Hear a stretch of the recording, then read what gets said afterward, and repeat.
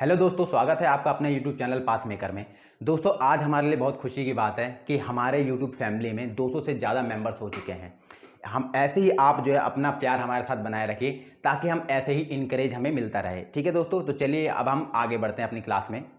देखिए दोस्तों, हमने लास्ट क्लास में जो है थ्योरम 1.2 करी थी, जिसमें हमने बताया था कि प्राइम फैक्टराइजेशन किसी नंबर्स के जो है कोई भी हमारा जो रैशनल नंबर होता है उसके प्राइम फैक्टराइजेशन करते हैं और वो यूनिक होता है apart from the order in which they can ordered. मतलब इसका है कि आप जो है उसको ऑर्डर को, अगर कोई भी रैशनल नंबर दिया है आप उसके फैक्टराइजेशन करते हैं तो आप उसका ऑर्डर कुछ भी हो सकता है। पहले 2 आ सकता है, 3 आ सकता है, 5 आ सकता है। जैसे मैं बात करूं जैसे 45 की, ठीक है, देखो 45 की बात करूं तो इसमें दोस्तों 5 दिया 15 और 15 दिया 45।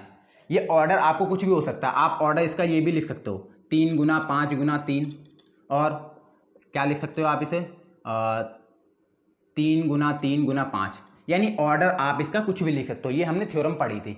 अब वो थ्योरम 1.2 थी, अब आपके सामने थ्योरम 1.3 है। इसी के ब्याह पर अब हम जो एक क्वेश्चन इसके ये थ्योरम पहले कंप्लीट करेंगे हम। होती क्या है, फिर इसके ब्याह पे दोस्तों आपने देखा होगा कि हमें प्रूव करना पड़ता है कि √2 एक जो है इरेशनल नंबर है, √5 एक इरेशनल नंबर है, 5 + 2 √3 एक इरेशनल नंबर है। ऐसे क्वेश्चंस को सॉल्व करने में इस थ्योरम की काफ़ी ज़्यादा मदद मिलेगी। तो चलिए शुरू करते हैं। पहले हम समझ लेते हैं कि 1.3 थ्योरम है क्या। देखिए दोस्तों, हमें let P be a prime number if P divides A square then P divides A where A is a positive integer. इसका मतलब क्या है, देखिए दोस्तों, अगर P एक प्राइम नंबर है, देखिए जैसे ये एक A स्क्वायर एक नंबर है, मान लीजिए ये एक A स्क्वायर नंबर है और P एक प्राइम नंबर है जो कि A स्क्वायर को डिवाइड कर रहा है, तो इस थ्योरम के बिहाफ पे हम ये कह सकते हैं कि जो P है वो A को भी डिवाइड करेगा। P जो है वो A को भी डिवाइड करेगा। जैसे मैं एग्जांपल से बताता हूं, मान लीजिए 36 जो कि 6 का स्क्वायर है। 36 का स्क्वायर अगर मैं कहता हूं ये 3 से डिवाइड हो जाता है, ठीक है दोस्तों, 3 से डिवाइड हो जाता है 6 का स्क्वायर, यानी 36 जो है, 6 का स्क्वायर क्या होता है दोस्तों, 36 होता है। अगर ये 3 से डिवाइड हो गया, 3 एकम 3, 3 दूनी 6, 12 आंसर आया। ठीक है, मतलब क्या है कि 6 का स्क्वायर 3 से डिवाइड हो गया तो 6 भी 3 से डिवाइड होगा कि नहीं होगा दोस्तों? आप कहेंगे बिल्कुल होगा, और यही इस थ्योरम में कहा गया है। ठीक है, तो चलिए अब हम इसे जो हमारे पास क्वेश्चन है हम उसके ब्याह पे से समझने की कोशिश करेंगे। थ्योरम 1.4 आपके सामने है दोस्तों। √2 इज इरेशनल नंबर, यानी हमें ये प्रूफ करना है कि √2 एक अपरिमेय संख्या है। ठीक है, तो चलिए पहले हम देखिए इसकी शुरुआत कैसे होगी। सबसे पहले हम मानेंगे let √2 is a rational number,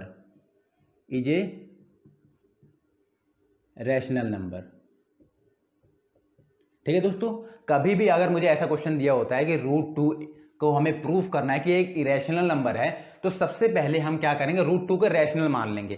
ठीक है दोस्तों, अगर √2 एक रैशनल नंबर है तो मैं इसे जो है √2 को, इसलिए √2 को क्या मैं p/q फॉर्म में लिख सकता हूं? अगर कंडीशन है दोस्तों कि अगर रैशनल नंबर है तो ही लिख सकता हूं, इरेशनल होगा तो नहीं लिख सकता। अगर जब मैंने इसे मान लिया, लेट कर लिया है, तो ही मैं इसे p/q फॉर्म में लिख सकता हूं, वरना नहीं लिख पाता मैं इसे। ठीक है, अगर मैं इसे p/q फॉर्म में लिख पा रहा हूं और where p and q are को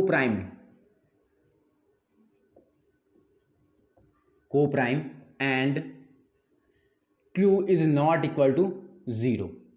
ठीक है दोस्तों, इसका मतलब क्या है, देखिए दोस्तों, मैंने आपको को प्राइम नंबर्स बताए थे, यानी सह अभाज्य संख्याएं बताई थी।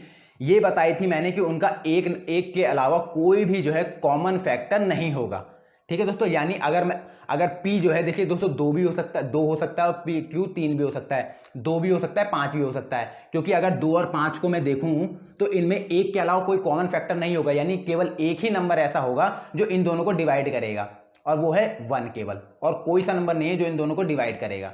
ठीक है दोस्तों, चलिए अगर √2 जो है p/q है, तब देखिए √2 इक्वल टू p/q है, इसके बाद मैं क्या करूंगा, बोथ साइड स्क्वायर कर दूंगा, स्क्वायरिंग,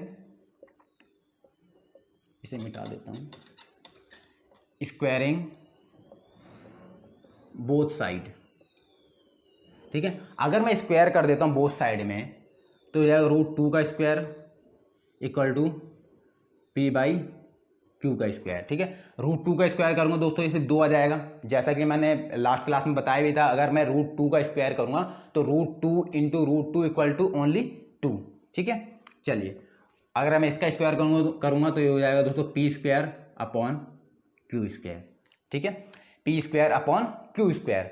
अब देखिए अगर मैं इसके में आगे करता हूँ दोस्तों, आप इसके आगे देखना, अगर मैं क्यू स्क्वायर को इससे मल्टीप्लाई करूँ, क्यू स्क्वायर को इससे मल्टीप्लाई करूँ तो ये जाएगा 2q square divided equal to p square. ठीक है दोस्तों, इक्वल टू पी स्क्वायर, और क्यू स्क्वायर को मैं यहीं रहने दूँ तो ये हो जाएगा पी स्क्वायर डिवाइडेड बाय 2। ठीक है, अब देखिए इसे देखिए, अब देखिए दोस्तों, अब हमने जो लास्ट टाइम पे जो थ्योरम पढ़ी थी, हमने ये कहा था कि अगर कोई नंबर है ए स्क्वायर को कोई प्राइम नंबर उसको डिवाइड करता है, उसका यानी ए स्क्वायर को कोई प्राइम नंबर डिवाइड करता है, तो इसका तो हमारा एक थ्योरम और साबित होती है या सही होती है कि P को 2 भी डिवाइड करेगा, जो हमने लास्ट टाइम पढ़ी थी। अभी थ्योरम 1.3 हमने जो पढ़ी थी उसमें ये कहा था कि अगर ए स्क्वायर को जो है कोई P डिवाइड करता है तो A को P भी डिवाइड करेगा, यानी अगर P स्क्वायर को 2 डिवाइड कर रहा है तो P को भी 2 डिवाइड करेगा ना दोस्तों। तो मैं यहां पे लिख देता हूं P square 2 divides P square, then 2 divides P also। ठीक है दोस्तों, यानी अगर दो जो है डिवाइड करेगा P स्क्वायर को तो 2 डिवाइड P को भी करेगा। ठीक है दोस्तों, चलिए अब हम इसके आगे करते हैं। आगे देखिए दोस्तों, अगर जो 2 डिवाइड कर रहा है P स्क्वायर को, देन 2 डिवाइड्स P ऑल्सो। ठीक है, अब देखिए मैंने ये थ्योरम हमने 1.3 में हमने पढ़ी थी ऐसा। ठीक है, अब देखिए अगर जो है P को जो है 2 डिवाइड कर रहा है तो इसका मतलब क्या है कि P में जो P नंबर है हमारा वो 2 का एक फैक्टर, यानी 2 उसमें एक फैक्टर होगा। अगर 2 उसमें एक फैक्टर है, ठीक है दोस्तों, और C हमारा एक कांस्टेंट है। कैसे कांस्टेंट है देखिए मैं बताता हूं। मान लीजिए ये है एक 22। ठीक है दोस्तों, ये 22 एक नंबर है, मैं बोलता हूँ ये 2 से डिवाइड कर रहा है। अब आप जो है 22 को जो है P से रिलेट करिए, और 2 तो है ही इसमें। ठीक है, अगर मैं इसको रिलेट कर रहा हूँ, इसे आप P मान लीजिए और इसे आप जो है 2 मान लीजिए। मैं यही तो कह रहा हूँ दोस्तों कि P को कौन डिवाइड कर रहा है दोस्तों, 2 डिवाइड कर रहा है। ठीक है, तो आप P को एक एग्जाम्पल के माध्यम से आप जो 22 समझ लिया और 2 तो है ही। ठीक है, अब देखिए अगर मैं 22 के फैक्टर करता हूं तो दोस्तों क्या आएगा, 2 गुना 11, 2 गुना 11, यानी 11 एक दोस्तों एक कांस्टेंट नंबर है। ठीक है, 11 एक क्या है, एक कांस्टेंट नंबर है जिसमें 2 उसका एक फैक्टर है। ठीक है दोस्तों, 2 उसमें एक फैक्टर है, यानी P की वैल्यू जो हो गई वो P की वैल्यू ये 22 थी, और 22 के जब मैंने फैक्टर करे तो 2 गुना 11 हो गया। ठीक है दोस्तों, 2 गुना 11 हो गया, और P को मैंने 2 तो ऐसे ही कर लिया क्योंकि 2 तो उसमें एक फैक्टर, और 11 को मैंने C मान लिया, और वही सेम मैंने उठा के जो है यहां रख दिया, P इक्वल टू 2C। ठीक है दोस्तों, अब देखिए अब ये P इक्वल टू जो 2C है, मैं जो है इसमें इस इक्वेशन में, आप इसे इक्वेशन 1 मान लीजिए, आप इस इक्वेशन 1 में इसे पुट कर दीजिए। ठीक है, आप जो है अगर इस इक्वेशन में पुट कर दिया आपने तो ये हो गया P की जगह पे क्या है दोस्तों, 2C, यानी 2C अपॉन 2C का स्क्वायर अपॉन 2, और यहां पे हो गया Q स्क्वायर। ठीक है, यहां पे हो गया Q स्क्वायर। अब देखिए आगे,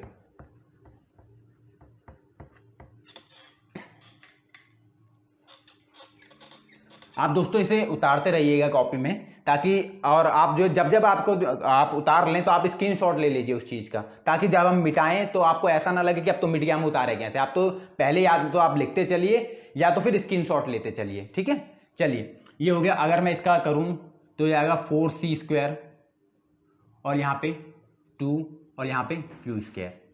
ठीक है दोस्तों, अब देखिए 2 एकम 2, 2 दूनी 4, ये क्या हो गया दोस्तों, इधर लिख देता हूं मैं, 2C का स्क्वायर अपॉन Q स्क्वायर। ठीक है दोस्तों, अब देखिए C square upon Q square upon 2। अब देखिए इसमें, अब मैं दोस्तों अब जो है सेम वही थ्योरम जो हमने अभी पिछले में करी थी कि जो है 2 डिवाइड कर रहा है P स्क्वायर को, देन 2 डिवाइड्स P ऑल्सो। अब सेम वही चीज है, अगर जो है 2 डिवाइड कर रहा है Q स्क्वायर को तो 2 जो है Q को भी डिवाइड करेगा, है ना दोस्तों। देखिए 2 divides p square then q square then 2 divides q also.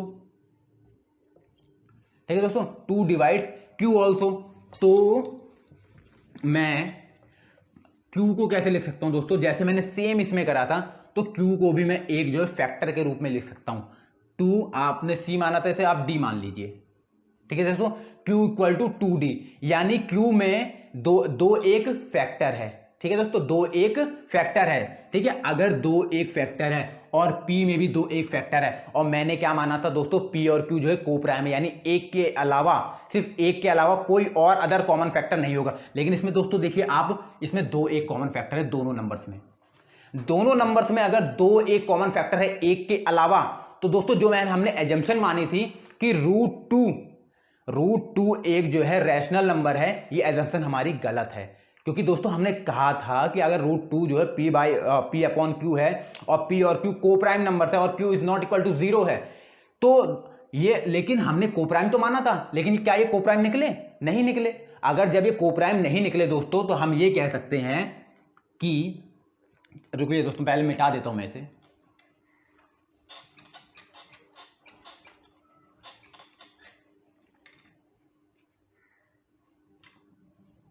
हमने क्या कहा था,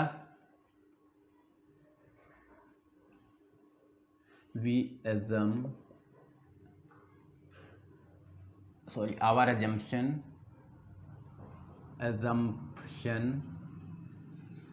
is wrong that p and q are co-prime। ठीक है दोस्तों, our assumption is wrong that p and q are co-prime because p and q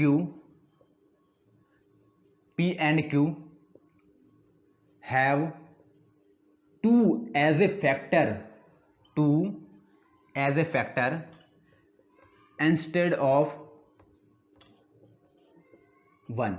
ठीक है, तो इसका मतलब है कि हमारी जो एजम्पशन थी वो रॉन्ग हुई। क्यों रॉन्ग हुई? कि हमने माना था कि p एंड q जो है को प्राइम नंबर्स हैं, because p and q have 2 as a common factor instead of 1। इसका मतलब है कि p और q में जो है 2 एक फैक्टर है एक के अलावा। अगर एक के अलावा 2 एक फैक्टर है तो हमारी एजम्पशन रॉन्ग हो गई। इसलिए वी कैन से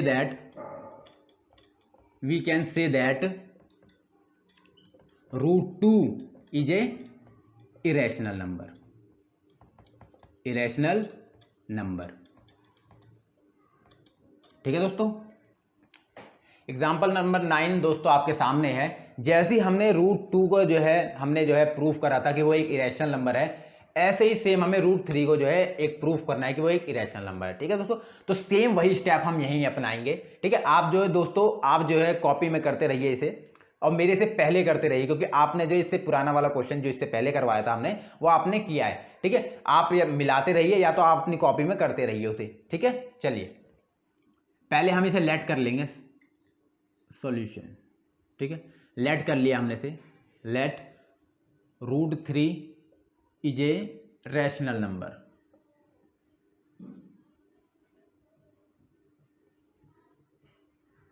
ठीक है, अगर रूट 3 एक रैशनल नंबर है तो मैं रूट 3 को p बाई क्यू फॉर्म में लिख सकता हूं।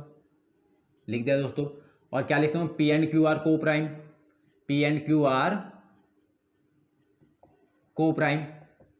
इसका मतलब है p एंड q जो है सहभाज्य संख्याएं हैं, यानी एक के अलावा उनका और कोई उभयनिष्ठ गुणनखंड या कॉमन फैक्टर नहीं होगा।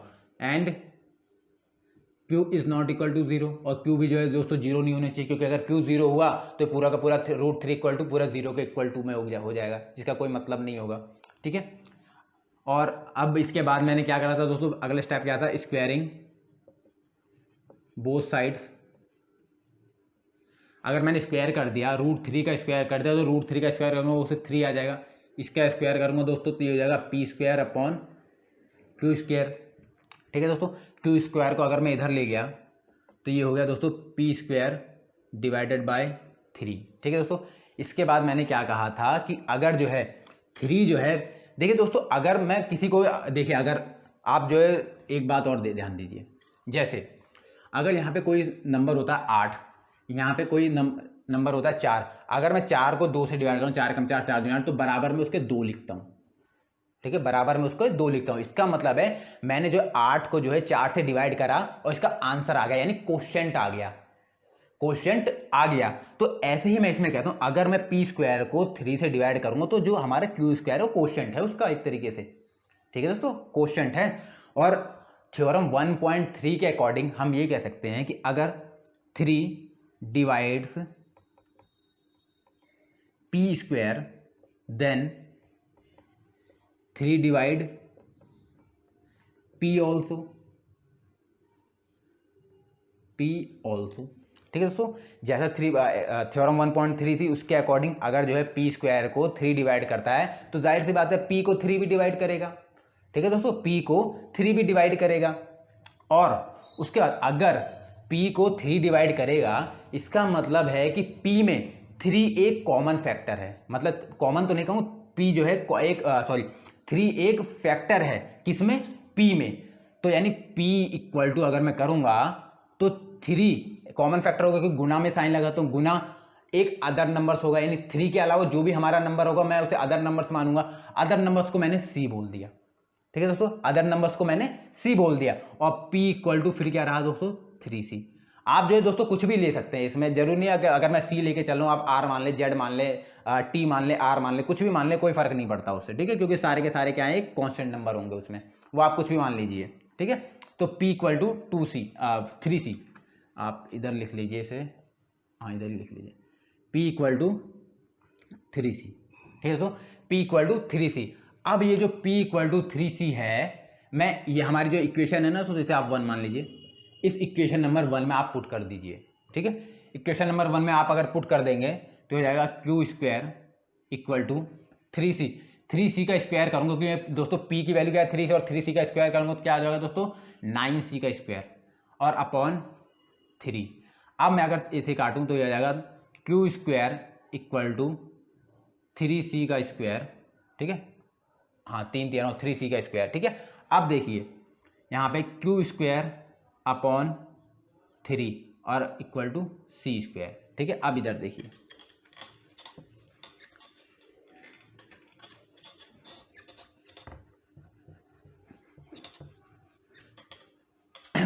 अब देखिए दोस्तों सेम वही सिचुएशन आ गई। अगर मैं बोलता हूं कि 3 डिवाइड्स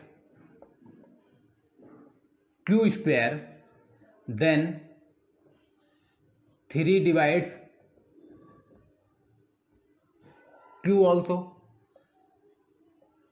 ठीक है, 3 डिवाइड्स क्यू ऑल्सो, तो मैं क्यू को भी कैसे लिख सकता हूं दोस्तों, क्यू इक्वल टू 3R, ठीक है। इसे मैंने C मानता, आप इसे R मान लीजिए, कोई फर्क नहीं पड़ता, ठीक है, मैंने आपको बताया था, आप कुछ भी मान सकते हैं उसे, ठीक है। Q equal to 3R। तो दोस्तों अब मैंने इसमें देखता हूं कि P और Q में मैंने जैसे कि लास्ट क्वेश्चन में बताया था कि एक के अलावा कोई अदर कॉमन फैक्टर नहीं होगा, लेकिन इसमें अदर कॉमन फैक्टर दोस्तों क्या आ रहा है, 3 आ रहा है कॉमन फैक्टर, ठीक है। मैं इधर लिख देता हूं कि P and Q have 3 as a common factor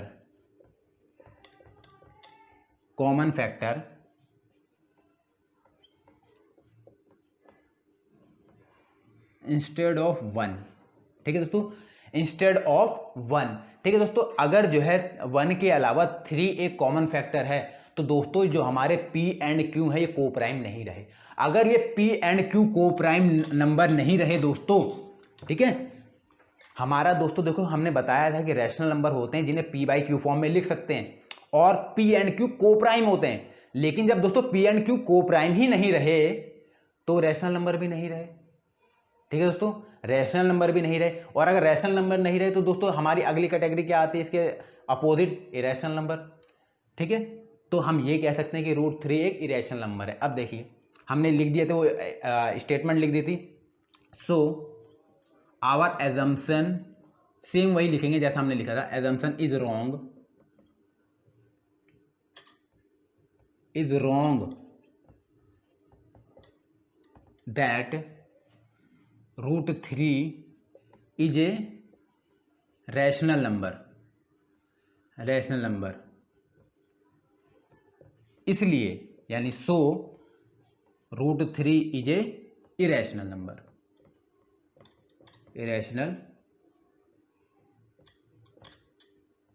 number. Example number 10 आपके सामने है दोस्तों। शो करना है 5 - √3 इज ए रैशनल नंबर। ठीक है, चलिए हम सेम दोस्तों हम जो है जैसे हमने करा था लास्ट क्वेश्चन, सेम हम उसको इसी तरीके से करेंगे। ठीक है, लेकिन थोड़ा बहुत लास्ट में चेंज होगा। देखिए कैसे हम लेट कर लेंगे। Let 5 - √3 is a rational number. ठीक है, तो अगर रैशनल नंबर है सो 5 - √3 इक्वल टू P/Q। ठीक है ऐसे, और देखिए P एंड Q आर को प्राइम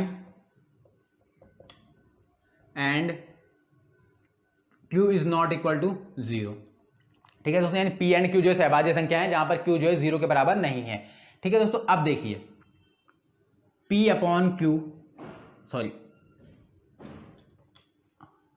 5 - P/Q, यानी दोस्तों 5 के अंदर P/Q को इधर ले आया इक्वल टू √3। ठीक है, इक्वल टू √3। ठीक है दोस्तों, हमने ये चीज पहले लिखी। अब देखिए, अब मुझे पता है दोस्तों, अभी हमने जो है लास्ट में प्रूफ करा था कि √3 एक इरेशनल नंबर है, और इरेशनल नंबर कभी भी किसी रैशनल नंबर के बराबर तो नहीं होती। इरेशनल नंबर हमेशा जो है एक इरेशनल नंबर के ही बराबर होगी। ठीक है दोस्तों, तो हम कहेंगे अगर √3 we see that √3 is a irrational number.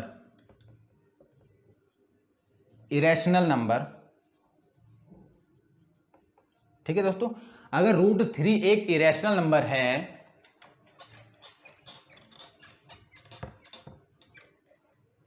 So 5 - P/Q also irrational number।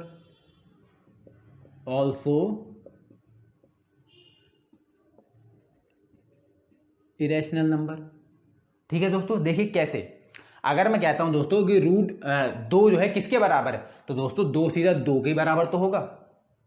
2 के बराबर तो होगा, 2 ऐसा नहीं है 3 के बराबर होगा। ठीक है, इसी तरीके अगर √3 एक इरेशनल नंबर है तो √3 किसके बराबर हमने लिखा हुआ है दोस्तों, अभी हमने लिखा था 5 - P/Q। √3 एक इरेशनल नंबर है, तो दोस्तों सीधी सी बात है ये भी एक इरेशनल नंबर ही होगा, ये भी एक इरेशनल नंबर है। ठीक है, irrational number, also irrational number. So we can say that 5 - √3 is